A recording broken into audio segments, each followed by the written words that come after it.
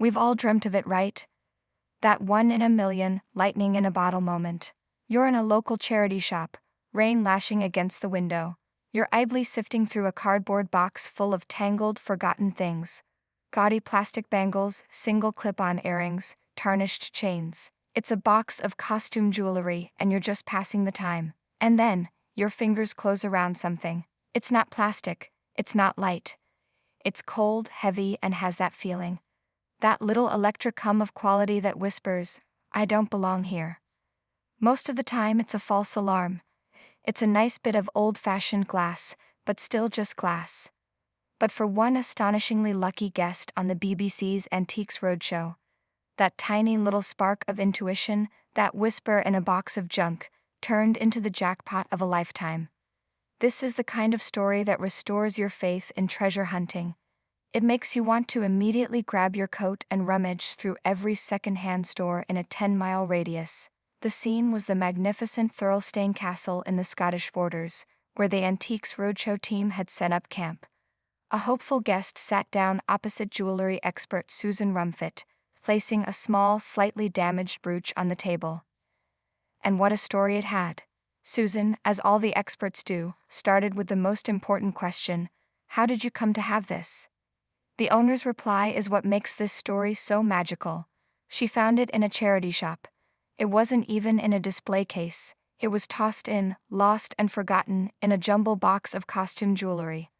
But our hero had a secret weapon: her instincts. It didn't feel like costume jewelry to me, she explained to Susan. Instantly intrigued, Susan asked her to elaborate.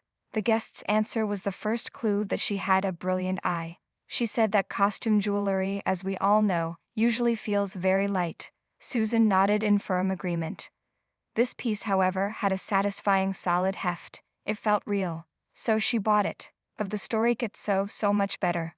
The brooch wasn't perfect. In fact, the guest revealed she doesn't even wear it because the clasp was broken when she bought it. Being a practical person, she decided to see if it could be fixed. And I took that to a little jeweler's, she explained, and asked if he'd mend the clasp, and he did. While she was there, she decided to pop the million-dollar question, or so she hoped. I asked if it was worth anything.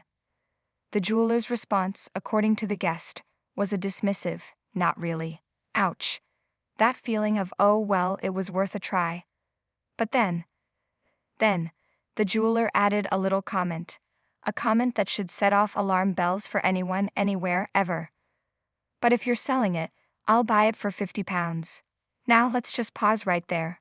Imagine it. You have a broken brooch you thought might be nice. A professional has just told you it's worth not really anything. And yet that same professional is offering you £50 in cash for it, right now. How many of us would have snapped his hand off? £50 for a bit of broken junk you found? It's a massive win, sold. But not this guest. Oh no. This guest is our savvy queen. A little alarm bell went off in her head, a little flicker of suspicion. As she recounted to Susan, a small smile playing on her lips, and I thought, well, if he wants to buy it for £50, it's probably worth a little bit more. My friends, a little bit more is the understatement of the decade. So she held on to it. She didn't fix it. She didn't sell it. She just waited. She waited until she was sitting right there, under the lights, in front of the Antiques Roadshow expert who could really tell her the truth. Susan Rumfitt began her appraisal, and you just know her heart started to beat a little faster. This was no trinket. This was the real deal. She began to unlock the secrets hidden within the metal and stones, and it became clear this wasn't just a brooch. It was a 150-year-old love story. It's got a lot of hidden meaning within it, Susan explained warmly.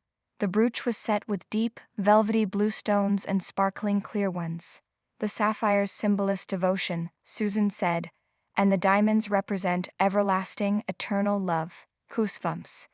This wasn't just jewelry, it was a promise. But the romance didn't stop there. So you've got a very devotional and romantic piece of jewelry, Susan continued, but you may have noticed as well that the mounts are two entwined hearts.